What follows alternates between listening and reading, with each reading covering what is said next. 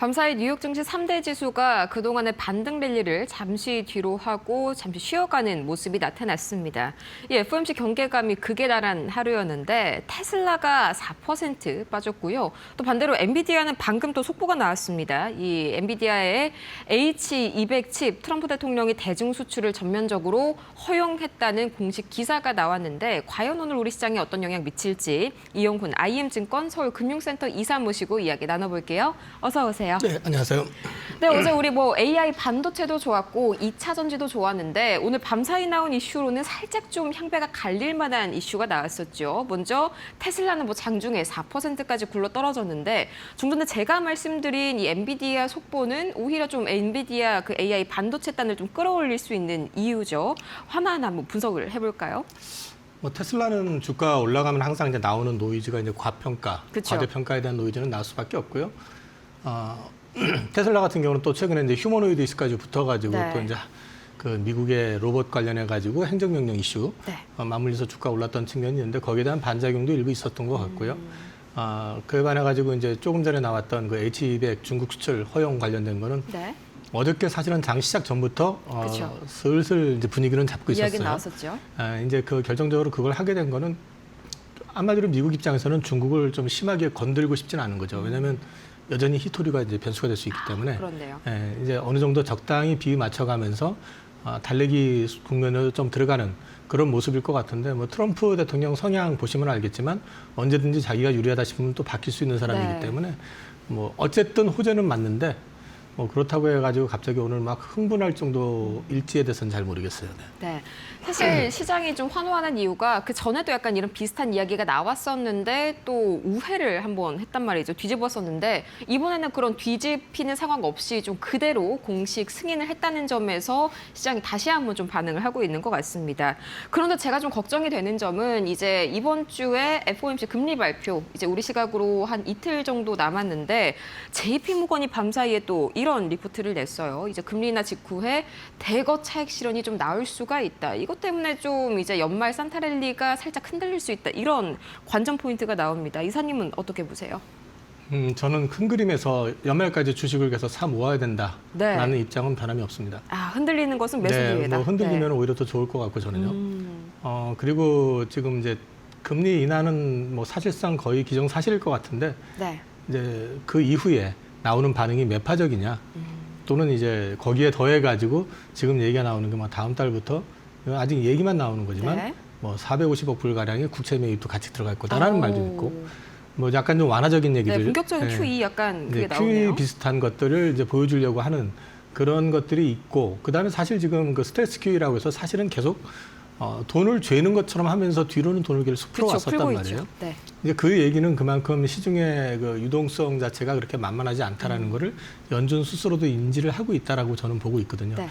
그래서 저는 금리 인하돼서 만약에 산타랠리를 기대할 정도의 우호적인 멘트가 나온다고 하면은 당연히 주가는 좋겠지만 그게 아니다 하더라도 그거는 오래가지 않을 거다. 그래서 오히려 기회가 될 수 있을 거다라고 저는 생각합니다. 다만 한 가지 또 제가 이제 걱정이 되는 포인트가 파월 의장의 이 기자회견이 또 우리 시각으로 4시 반에 나오죠. 거기다가 이번에는 점도표까지 이제 경제 동향 보고서가 나오지 않습니까? 네. 여기에서 좀 기존 예상보다 더 매파적인 입장이 나올 수 있다. 이런 분석들이 요즘 들어서 좀 많이 나오던데요. 그 매파적일 가능성은 이미 그 FOMC 금리 인하 기대감을 가지고 각각의 위원들이 얘기했던 것들을 종합해 보면 말씀드렸었는데 6대 5로 동결이 더 우세합니다. 동결이요. 오픈해놨던 것만 기준으로 네. 한다면. 근데 왜 시장에서 이렇게 금리 인하를 기정사실화할까? 이거는 초단기 금융시장의 유동성 문제부터 시작을 해가지고 여러 가지 정황적으로 연준의 파월이 주장했었던 물가라든지 고용 관련된 지표라든지 이런 것들이 금리를 인하를 해도 큰 문제가 없는 그렇죠. 그런 상황을 계속 연출해 왔었기 때문에 명분 자체가 일단은 금리를 동결할 명분이 별로 없다. 이제 두 번째는 지금 실제로 미국뿐만 아니라 우리나라도 그렇지만 양극화가 심화되고 있는 상황에서 네. 이번에 금리 인하를 안 했을 경우에 나중에 이제 예상되는 그 파장을 생각했을 때는 금리 인하는 일단 할 거다라고 저는 보고 있고 다만 이제 긴축적이냐 아니냐에 대한 부분은 여태까지 직전까지 되냐 안 되냐를 가지고 그렇게 갈렸는데 네. 그게 되게 뭐 완화적으로 막 할 것처럼 막 분위기를 잡아줄까? 이거는 잘 모르겠어요. 근데 저도 그런데 그렇다고 해서 심하게 압박하듯이 할 수 있을까? 그 부분 역시도 저는 좀 지켜봐야 되지 않느냐. 왜냐하면 이중의 딜레마가 있는 것 같아요. 지금은요. 그렇죠. 뭐 인플레도 놓을 수가 없고 고용도 놓을 수가 없는 그런 상황이니까요. 그래서 이런 상황에 대해서 좀 상당히 부담감을 가진 투자자분들이 많으신 것 같습니다. 물론 뭐 흔들렸을 때 저가 매수라고는 하지만 그래도 이 산타랠리 자체가 좀 성립이 가능한가 궁금하신 분들이 제 주변에 되게 많더라고요. 이사님께서 보시기에는 산타랠리 가능성이 더 높다고 보실까요? FOMC 이후에요. 저는 별로 그걸 중요하게 생각 안 한다고 말씀을 드렸는데 그렇죠, 그렇죠.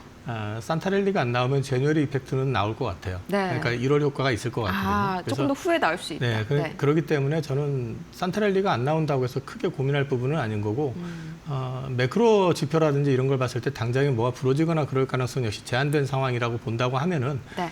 여기서 눌린다고 하는 건 저는 여전히 기회라고 저는 생각을 하고 있고 네. 개인적으로 지난주엔가 말씀을 드렸던 것 같은데 환율 관련해 가지고 저희 한국 증시 입장에서 놓고 얘기하면 저는 네. 원화도 여전히 피크일 가능성이 높다고 말씀을 피크요. 드렸었죠. 그렇죠. 그래서 내년에는 특히 한국물 같은 경우는 기회가 될 가능성이 되게 많다. 그래서 달러화 약세의 원년이 올해일 가능성에 대해서 제가 말씀을 드렸던 것 같아요. 네. 그게 추세가 이어진다고 그러면은 17년간 달러 강세가 이어졌었는데 이게 만약에 달러화 약세 추세로 간다고 했을 경우 몇 년 갈까를 놓고 본다고 그러면 저는 여전히 미국 증시보다 한국 증시에 더 메리트가 있다. 그렇죠. 여전히 그렇게 훨씬 더 생각을 길게 하고 갈 있습니다. 수도 있죠, 이전보다. 네. 네, 확실히 이 산타랠리에 대한 기대감 이제 워낙 그동안 올 한 해 증시가 시장에 그 평년대로 안 가서 또 이번에도 관성적으로 이렇게 투자를 하려다가 잠깐 멈칫하시는 그런 분들이 많아서 이런 질문도 들어오는 것 같습니다. 조금 더 뒤에 이어서 1월 효과를 노려볼 수도 있다라고 말씀을 해주셨고요. 또 이제 중요한 이벤트가 하나가 더 있죠. 현재 시각으로 10일 오라클이 실적 발표를 하고요. 또 이제 11일에 브로드컴이 실적 발표를 앞두고 있는데 뭐 SK하이닉스나 삼성전자에 미치는 영향이 어느 정도일까 좀 걱정되시는 분들도 많을 것 같습니다. 걱정보다는 기대겠죠. 양사한테는 어떻게 나오든 저는 좋을 거라고 봅니다. 다행이네요. 혹시라도 뭐 가이던스 하회가 나올지 모르겠지만 네. 나와서 빠지면은 우리 주식은 사야 되는 게 맞는 거고요. 매수 지금 기회로. AI 네. 쪽 칩 쪽에 있어서 지금 현재 가장 핫하게 부각이 되고 있는 거는 사실 브로드컴이 아니라 레거시 칩을 만들고 그쵸. 있는 삼성전자 하이닉스입니다. 그래서 이쪽은 지금 삼성전자 기준으로 했을 때 지금 4분기 실적이 20조가 나오느냐 마느냐 영업이익 기준으로 그런 얘기를 지금 하고 있는 상황이라고 한다면은 특히나 또 거기에 더해가지고 이 레거시 칩 쇼티지가 단기간에 끝날 게 아니라 지속될 가능성이 계속 얘기가 나오는 게 그렇죠. 장기화될 가능성이 나오죠. 여전히 새로 라인을 깔 의지를 보이지 않고 있습니다. 기존의 라인을 공정 전환을 해서 낸드를 레거시 D램으로 바꾼다든지 이런 거는 생각을 해도 새로운 신규 라인을 갖다가 깔아가지고 레거시를 확장하겠다는 의지를 보이고 있지 않기 때문에 어쩌면 내년이 아니라 27년에도 쇼티지가 날 가능성이 높다고 일부러 그러는 본다면 것 같은 그런 느낌도 없지 않아요. 당해봤고요. 네. 한 번 제대로 당해봤었고 그다음에 네. 지금 삼성의 입장에서도 이제 항상 안 좋을 때 대대적인 설비 투자를 해가지고 약자들을 잠식을 해가지고 시장을 장악하는 패턴이었는데 그렇죠. 죽었다 깨어나도 마이크로는 이제 못 찼습니다. 그 배후가 미국입니다. 맞네요. 네. 미국 정부가 버티고 있기 때문에 그거를 잡겠다고 할 수도 없는 거고. 그동안의 방식이 안 먹히죠. 네, 또 한 가지 하이닉스 같은 경우도 이제는 옛날의 하이닉스가 아닙니다. HBM 시장에서는 절대 강자입니다. 어쨌든 네. 간에. 아쉬울 게 없죠. 그러면은 삼성전자 입장에서는 자기가 제일 강점이 있는 거를 갖다 최대한 활용하기 위해서 노력해야 되지 그거 됐다고 해가지고 확장을 해가지고 일부러 가격을 확 떨어뜨릴 이유는 별로 없다라는 거죠. 네. 네, 그래서 저는 어쩌면 구조적으로 이게 생각보다 길게 갈 가능성도 있기 때문에 우리한테는 기회가 계속 될 거다라고 좀 보고 있습니다. 단기적으로는 약간의 뭐 출렁임이 발생할 수 있겠지만 어쨌든지 간에 흔들려도 그건 매수 기회임은 변하지 않는다. 역시나 공고하게 자리 지켜내고 있는 삼성전자 그리고 SK 하이닉스 만나봤습니다.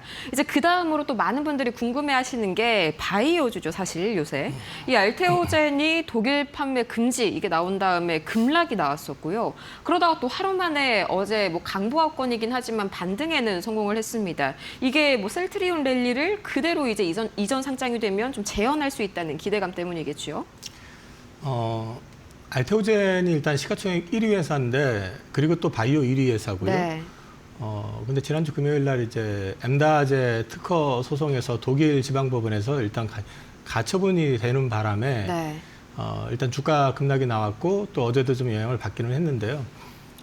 이게 뭐 최종적으로 어떻게 된다 안 된다 그거를 지금 뭐 이야기해봤자 어차피 그것과 관련해 가지고 구체적인 윤곽이 드러나는 건 그쵸, 알 수는 없죠. 내년 2월 3월은 돼야지 기본적으로 드러날 수 있기 때문에 네.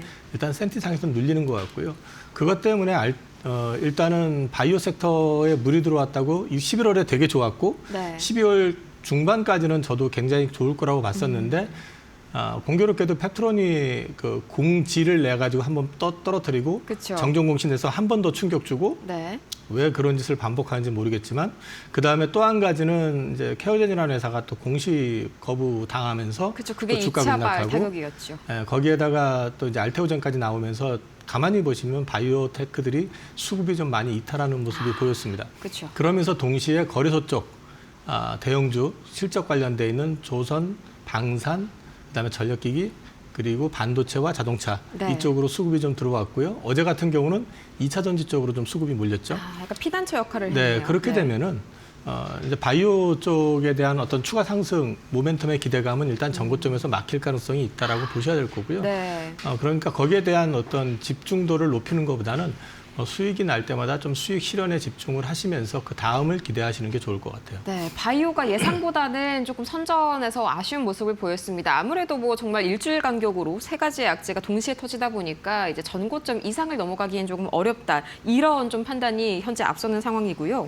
이제 어제 에코프로가 21% 급등했죠. 이게 알테오젠의 이전 상장과도 좀 연관이 있겠다. 저는 이런 생각도 해봤거든요. 왜 에코프로냐? 우선 뭐 시총 1위가 거래소로 이전을 하게 된다 그러면 네. 빈자리를 이제 시총 상위주들이 많이 커버를 할 건데 해피림의 2등인 에코프로 BM 같은 경우도 거래소 이전을 선언한 상태입니다. 그렇죠. 아직까지 절차를 진행하고 있는 건 아니지만 네. 그렇게 놓고 얘기하면은 사실상 에코프로가 현재로서는 시총 1위가 되는 거고요. 사실은 근데 또 에코프로 말고 ABL 바이오에 대한 기대감이 굉장히 컸었는데 네. 바이오 센티가 좀 지난주를 기점으로 좀 약화되면서 그러다 보니까 이제 에코프로 쪽 바이오가 이게 지속성이 좀 떨어지지 않을까라는 우려가 생기니까 에코프로 쪽으로 수급이 몰린 것 같고요. 그래서 더 간 것도 있었군요. 몰린 측면에다가 또 아침에 벤처로부터 LG에너지솔루션이 2조 원짜리 수주를 했죠. 그렇죠. 예, 그것도 역시 이제 2차 전지 쪽의 센티를 좀 강화시켜주는 측면이 있었고 2차 전지 섹터의 특징은 좀 무리를 지어서 움직이는 특징이 좀 있다 보니까요. 한꺼번에 올라가죠. 예, 거기에 더해가지고 이제 에코프로 같은 경우는 사실 항상 공매도의 표적이었었기 때문에 주가가 10% 이상 올라가게 되면 공매도 쇼크보도 같이 또 포함이 됩니다. 더 올라갈 수밖에 없네요. 그래서 네. 어저께 보면은 기관 외국인들이 엄청 많이 사들어온 걸로 잡히는데 그 부분의 일정 부분은 쇼커버일 가능성도 좀 있습니다. 그렇죠. 워낙 또 공매도가 많이 쌓여 있다 보니까 거기에서 오는 이런 상승 탄력도 마찬가지로 감안을 해봐야 될 것 같습니다. 이제 말씀 주신 LG 엔솔 이슈 이 얘기도 좀 해보고 싶은데 어제 이제 벤츠의 2조 원 규모의 공급 계약, 배터리 계약을 체결을 하면서 6% 가까이 올랐죠. 왜 벤츠는 LG 엔솔을 선택을 했을까요? 중국산 그 배터리 위주로 갔다가 네, 그렇죠. 사실은 이제 벤츠가 좀 욕도 많이 먹었고 그동안에 좀 논란도 좀 있었고요. 또 전기차에 있어가지고 벤츠가 이렇게 진심으로 그렇죠. 해오질 않았었거든요. 근데 탈이 이제 많았죠. 그 부분에 있어가지고 이제는 좀 현실에 대한 자각을 할 수밖에 없는 게 당장 유럽 내에서 전기차에 대해서 이제 강제하는 규정들이 계속 강화가 되고 있는 상황이거든요.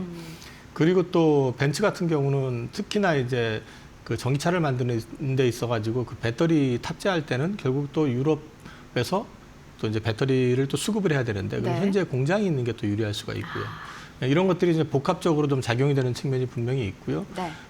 우리 입장에서 봤을 때는 이제 좀 상대적으로 유럽에서 시장 점유율이 중국산한테 많이 막혀가지고 떨어지고 이게 2차 전지의 어떤 수급에도 안 좋은 영향 그리고 또 실적에도 당연히 안 좋은 영향을 줬었는데 어느 정도는 좀 이제 바닥을 좀 다져가는 그림은 확실히 보여주고 있는 거 아니냐 그런 측면에서 의미를 가질 수 있고 본격 턴어라운드를 통해 가지고 제대로 된 어떤 밸류를 뿜어낼 시점이다라고 보기는 조금 이르고요. 이제 바닥 확인됐고 이제부터는 바닥을 좀 다져가면서 하나씩 재료를 챙겨가는 구간이다. 그렇게 보시면 될 것 같아요. 그래도 일단 바닥 확인의 신호가 나왔다는 점이 참 유럽 시장에서의 의미가 큰 것 같습니다. 특히나 이 규제 얘기를 해주셨는데 이 EU 같은 경우에는 앞으로 앞으로 특정 비율 이상의 이 재활용 원료를 사용해야 한다. 뭐 이런 규제도 제가 방금 떠올랐거든요. 중국 배터리는 재활용이 안 되잖아요. 근데 우리 배터리는 상당 부분 현지에다가 재활용 인프라를 갖추고 있다는 점, 이 점도 좀 긍정적으로 작용이 되겠네요.